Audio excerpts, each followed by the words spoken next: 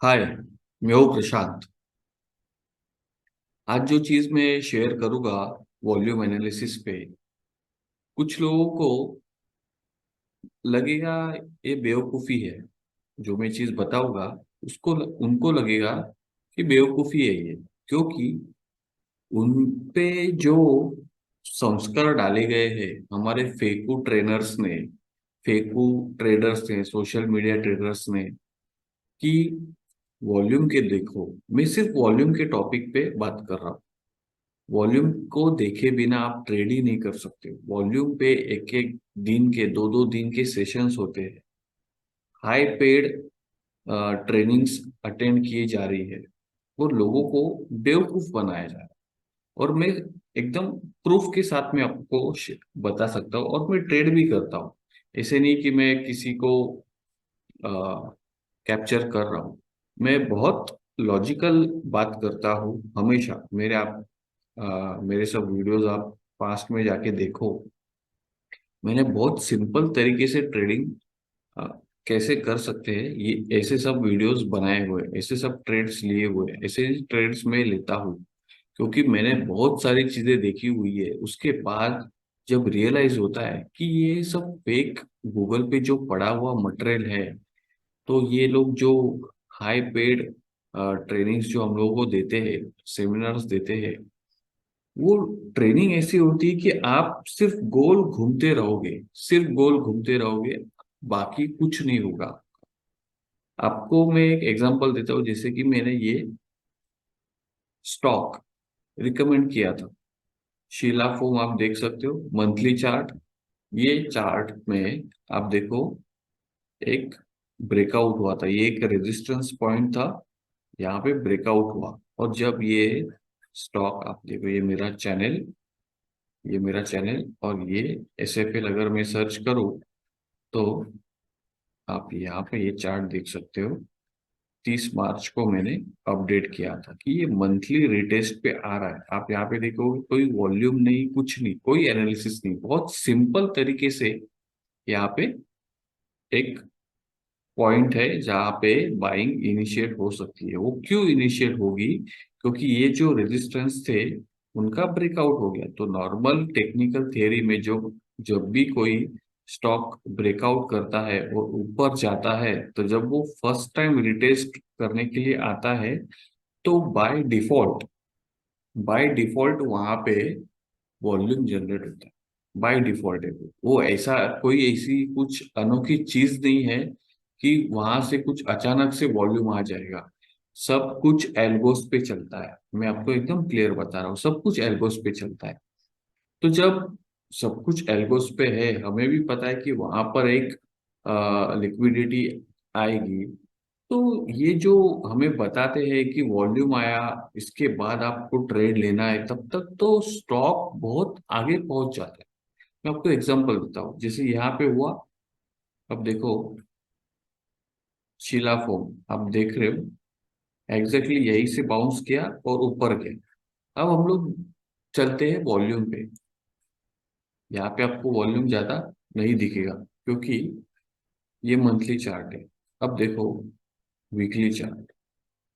आप ध्यान से, आपको देखना है, वॉल्यूम पे आप नजर रखो।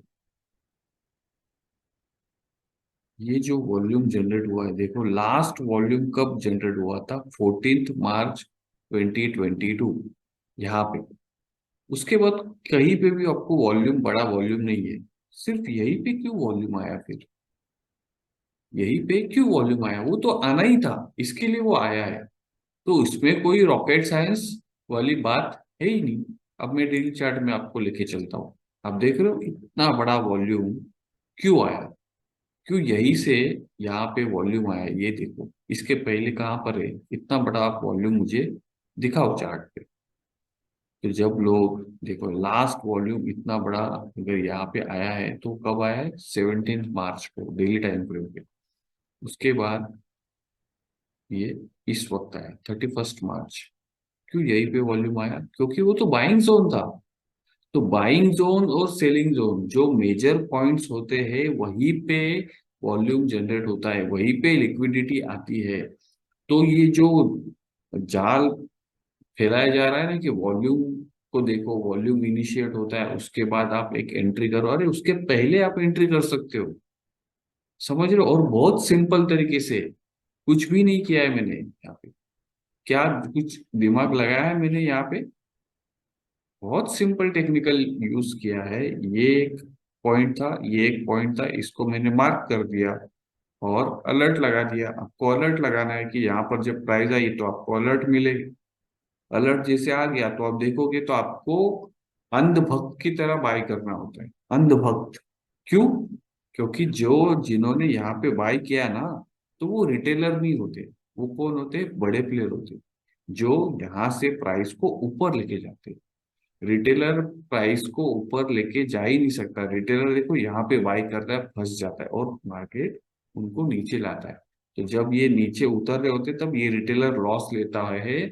और जब वो पूरा लॉस बुक करता है, उसके बाद एफआईआई जो बड़े प्लेयर है वो यहाँ पे बाई इनिशिएट करते, क्योंकि वो उनके एल्गोस थे। जब उन्होंने ये प्राइस में बाई किया है 1 जनवरी 2021, तो वो प्राइस उनको फिर से मिल रही है, उन्होंने प्रॉफिट यहाँ पे बुक किया। तो वो फिर से कब बाई करेंगे? जब उनको यही प्राइस मिलेगी। वो हायर लेवल पे कभी भी बाई नहीं करते, वो वहां पे बेचते हैं।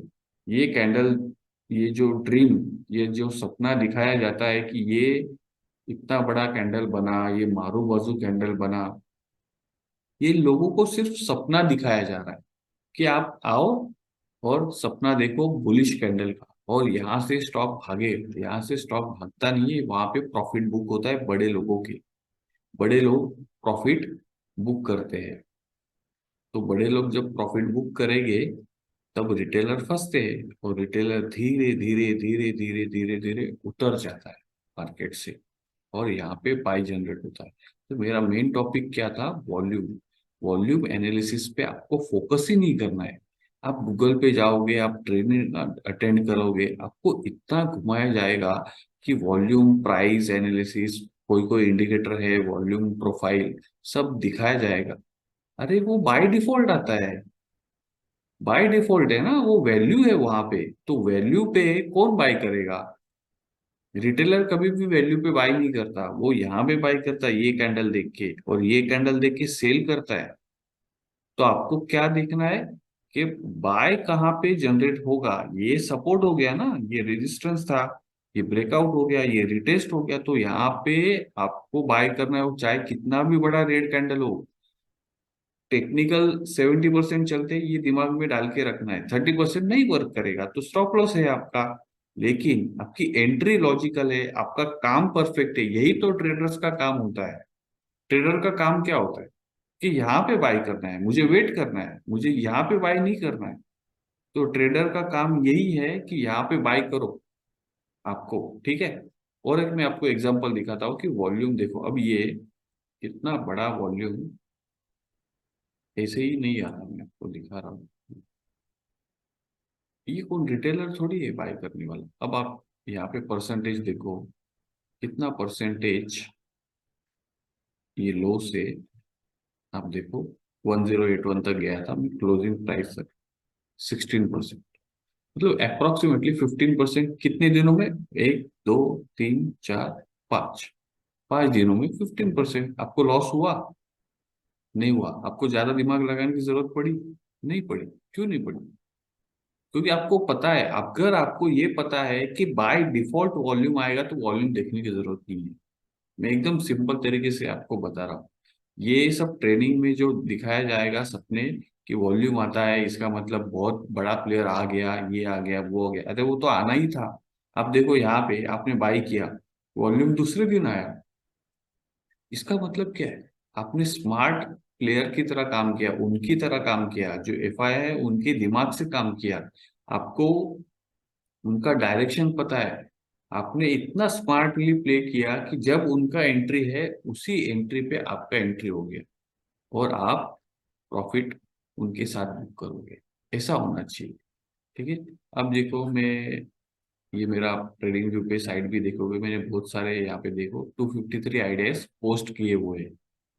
वहां पे भी अगर आप रेंडमली कोई भी आप देखो, कहीं पे भी आपको वॉल्यूम एनालिसिस नहीं दिखेगा। अब जैसे कि ये फूड सीन का ये चार्ट आप देखो, वीकली एनालिसिस क्या था ये, देखो आप,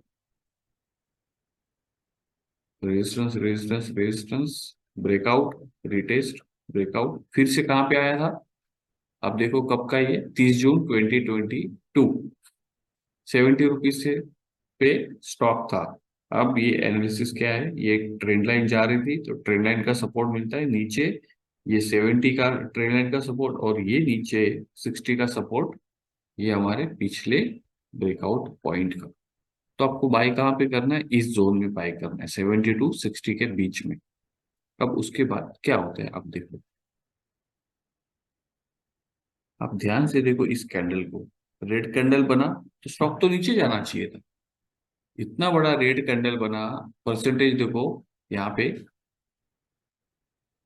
15% स्टॉक गिरता है, लेकिन राइस कितना होता है, और वो गिरा कहाँ पे, डिमांड जोन पे।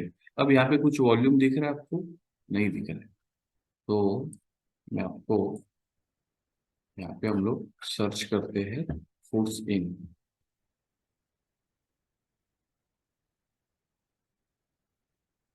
ये वही स्टॉक है, वीकली पे जाते हैं। अब ये छोड़ो, वॉल्यूम को थोड़ा मैं क्लोज कर देता हूँ।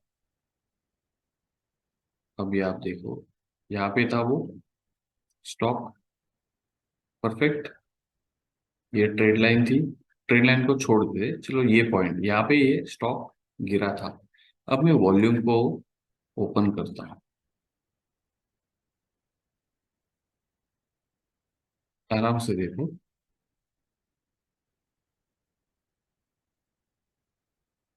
देख रहे हो ये रेड, क्या सिखाया जाएगा आपको ट्रेनिंग में, रेड कैंडल बनती है, रेड वॉल्यूम बनता है, इसका मतलब बड़ा प्लेयर माल बेच के भाग गया, ये बताएंगे।